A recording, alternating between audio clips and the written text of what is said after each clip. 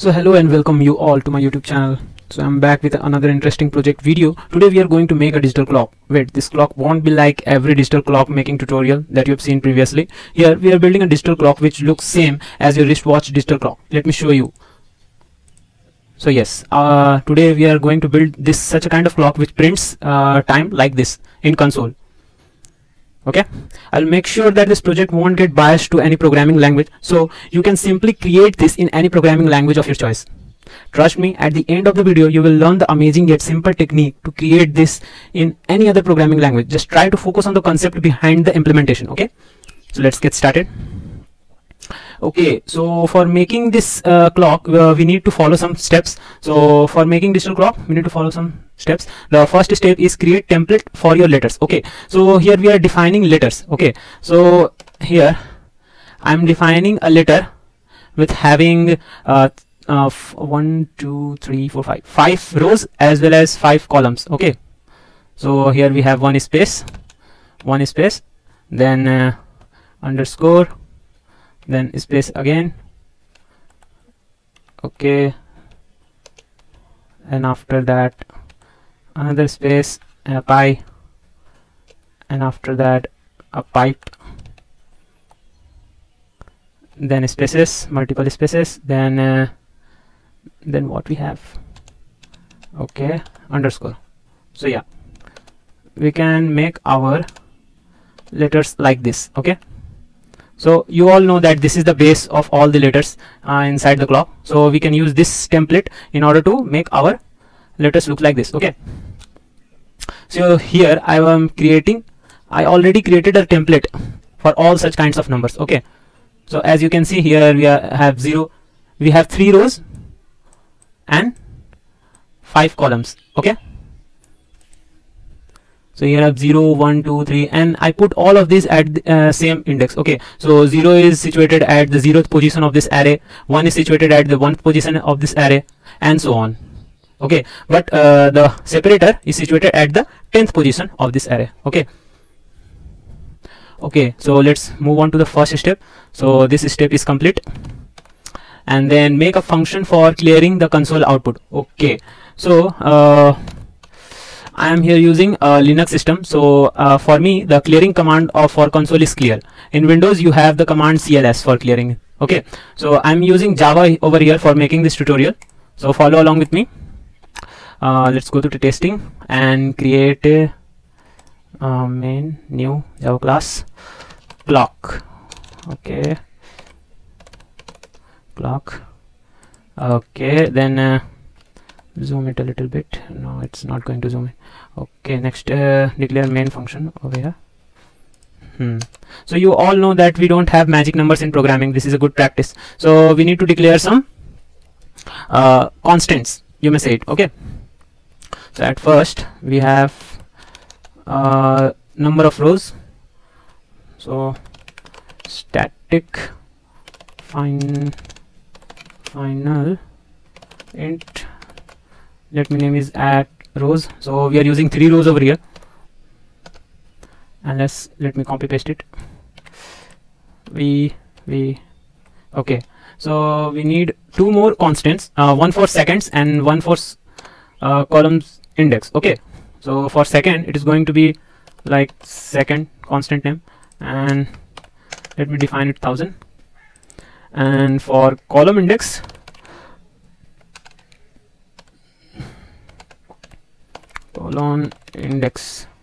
it's simply going to be 10. Let me show you why I'm declaring it as 10. So you can see in my template my colon separator is situated at the 10th index of this 2D array. Okay, so I'm using colon index as 10. Okay, now let me define a digit array. Okay, let me copy paste it. Okay, final int. This is not going to be an int, this is going to be a string of 2D array string. Let me declare it as digit array. Okay, now we can simply copy paste our template.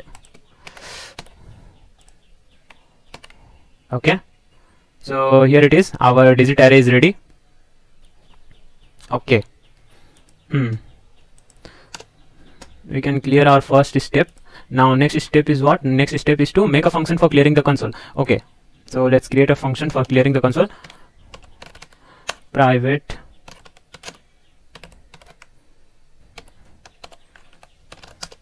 so for clearing this function I'm using the system calls. Okay, so here I'm using the process builder for this. Okay, so new process builder, and let me put the command for clearing the console is clear. Okay, so this command will clear our console, and also I'm gonna inherit the IO, and also let me start it, then wait for. Okay, so I guess I have to put a catch block for this, so we don't need multiple catch block.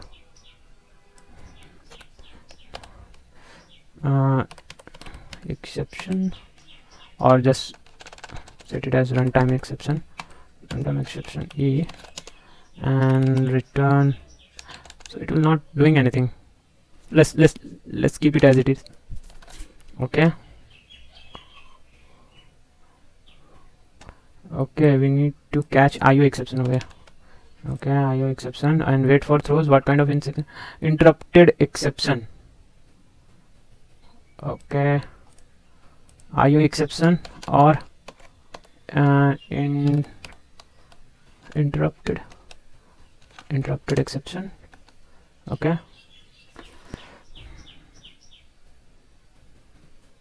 I forgot the syntax for it. Okay, let's put a throws over here. Throws exception. Okay, much better. So we don't need try block.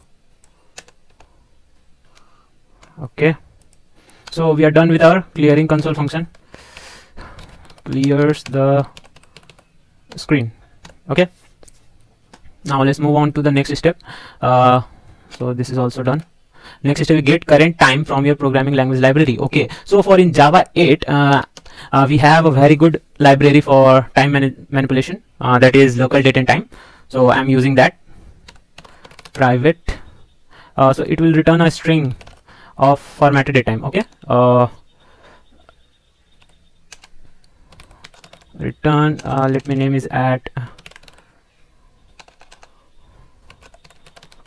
current time.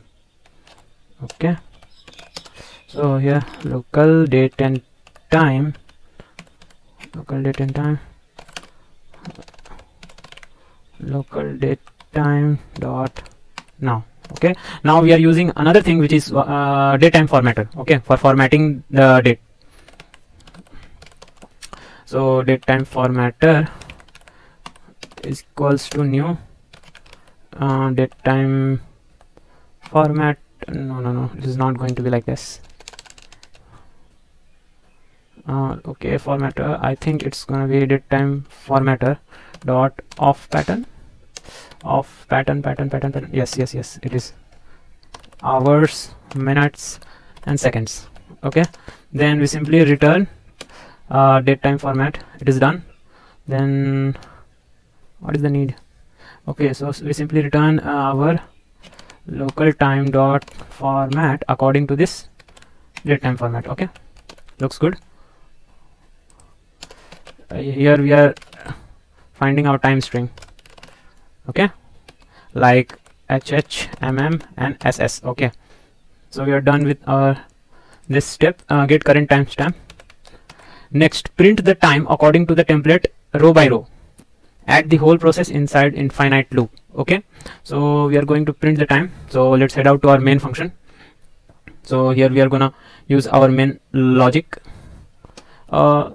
Let me declare it here. So static, as we are going to use it inside main function, so let me declare it as static, and I create another function called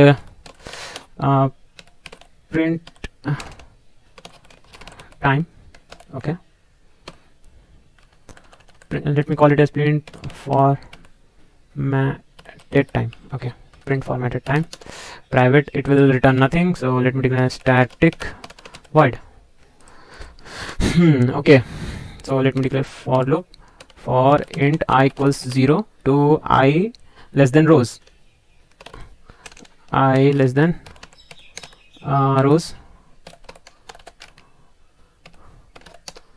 and then we, as this is a 2D array, so we need to create another for loop for accessing our columns. For j, let me declare it as j, and we can do one thing, that we don't need to create for loop like this, we can create a for each loop. Okay, where did we get the timestamp? I have some doubts, so we need to pass timestamp over here. Timestamp, okay, timestamp, and we can get it as character array. Okay, so we can iterate from it character by character. Okay, that is simple. Now declare a int value of that character,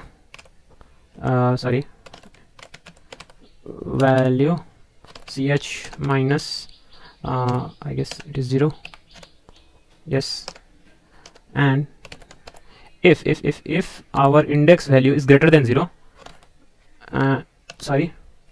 int value is greater equals 0, that means this lies within our array index, letter index, okay, like 1 to 0 to 9. Okay,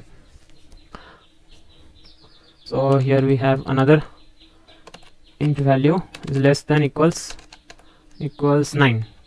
Okay, then what we do, we simply print. So let's not do it print ln, we can print it digit array of int value as a row. Okay, and column for index, no, let it be I. Okay, okay, this looks good. Else what we are going to do, we simply as out, we print column. Okay, so for column it is going to be like int value, we are not having int value, no, we are having int value, and for column index, for column row, I guess we are declared over here column index, sorry.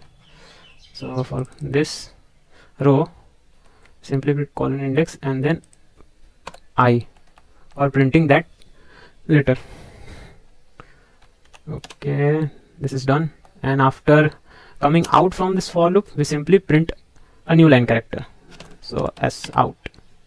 Okay, so I think our code is done, so I'm clear with this step and this step also, not the last one, but I'll show you how we are gonna make it.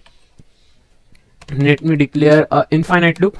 So while true, this is our infinite loop, and first of all we clear the screen, and after clearing the string, okay, why it is showing, okay, after clearing we get the timestamp. So declare it as now. What is the current time? Okay,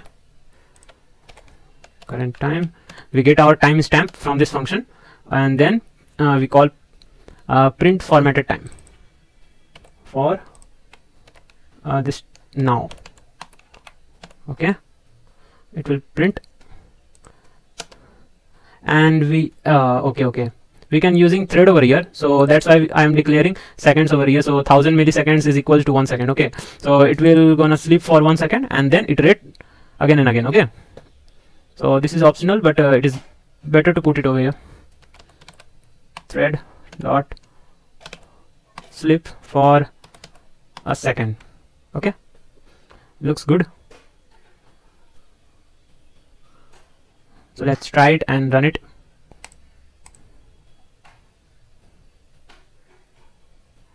Okay, so we are having issue, term environment will not set.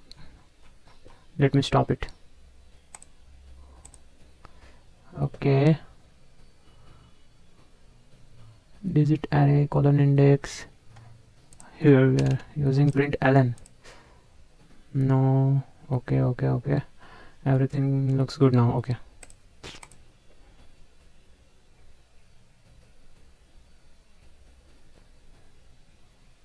Okay, what? The environment variable is not set. Okay, I guess it is not running in this ID. So let me copy all this code and create a Java file. Let me save it as clock.java. Put this file over here, hit save, and we need to discard the package declaration for this file. Okay, and let me show you where it is. So here it is, our clock.java.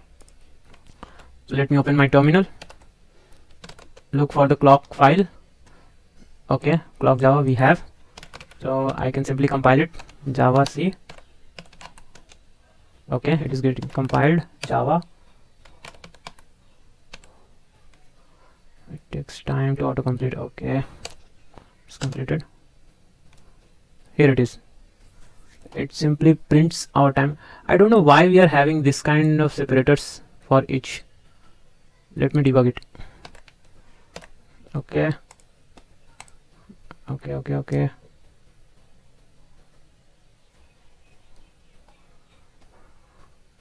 So we are going 0 to rows. Good. Character timestamp array int value print digit else.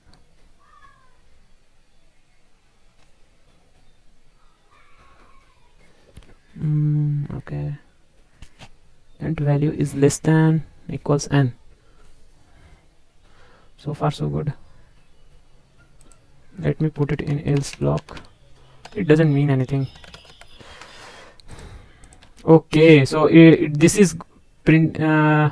We are printing colon every time. Okay, when this if is true or not true. So if I put this in else block, then this problem is gone for us. Okay, let's try again. I know this is not gonna run. Okay, but hey, looks this is printing good. Okay, now terminate this, copy and open clock.java. Let me paste it, removing the package declaration, and we are good to go. Now have the concept to make this kind of digital clock which runs on terminal. You can use C++, Python, and any programming language of your choice to make this kind of thing. This is a really simple and cool project to build.